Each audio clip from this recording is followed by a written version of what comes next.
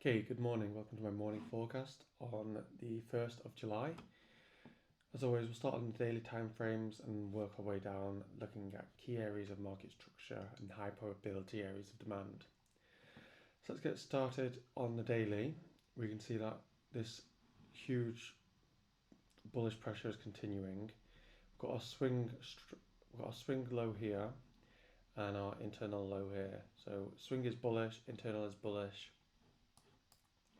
We are pulling into this area of weekly supply, but we're not seeing any indication that this is going to be slowing down. So we are still just going to be looking to trade in line with the bullish order flow. If we look at the 4 hour, we can see that the swing structure is bullish, the internal structure is bullish, and yesterday towards the end of last week, we started to chop around a bit, and then yesterday we had bullish momentum, breaking the highs.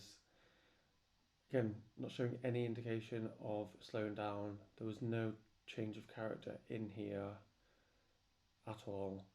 So we've got these levels of demand that we can look to trade from. If we were to look at premium and discount, then this area isn't a discount, but we can quite easily react from this demand and continue to push higher. If we look at the 1 hour, we can see that this action was a bit more sideways and choppy. So we do have this level of 4 hour demand here, which we said we can move up from.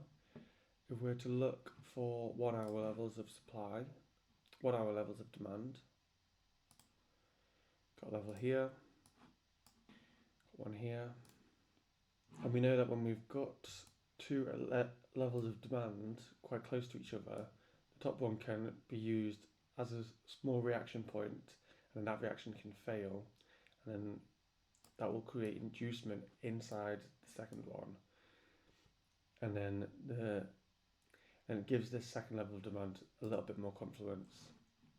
So it's possible to be looking for that trade.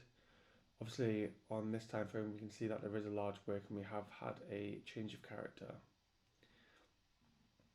So it could be an indication that the internal pullback is starting. So we can definitely look to trade into these areas. So we could look to take some bullish trades, some bearish trades into these demand levels. Okay, so that's the euro dollar. If we look at pound dollar, so on pound dollar, we can see that the daily swing structure is bullish and the internal structure is bullish. We've reacted off this level of demand and gone pushed higher. And then this has been unbroken days of breaking the highs, and then we've had a small pullback, and we can easily continue from here or see what the lower time frames are saying, and there could be a reversal. So if we look on the 4 hour, we can see that the swing structure is bullish and the internal structure is bullish. Not really, I'd say the internal structure is the same as the swing structure. Got a small pullback here, but not enough to classify as an internal pullback. So, wow.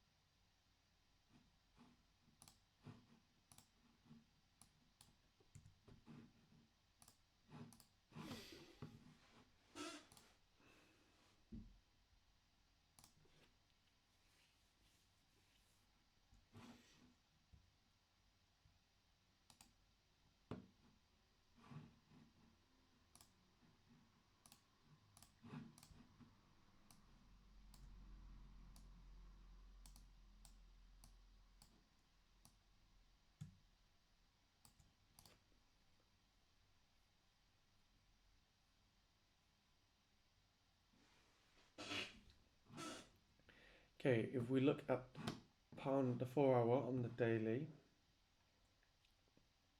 Okay, if we look at the daily, we can see that the swing structure is bullish and the internal structure is bullish. And we've had a bit of a pullback, and now we're starting to see some bullish price action. So there's not really any demand in this leg because it's a very clean leg until we get down to here. So wouldn't be surprised if we see pullbacks into this level, but the way we've been moving, this could easily just continue and break the highs without pulling down and mitigating this level. So if we look on the 1 hour, we can see that the swing structure is bullish and the internal structure is bullish. So we have had some bearish price action, but it could have been that we've come down, we've mitigated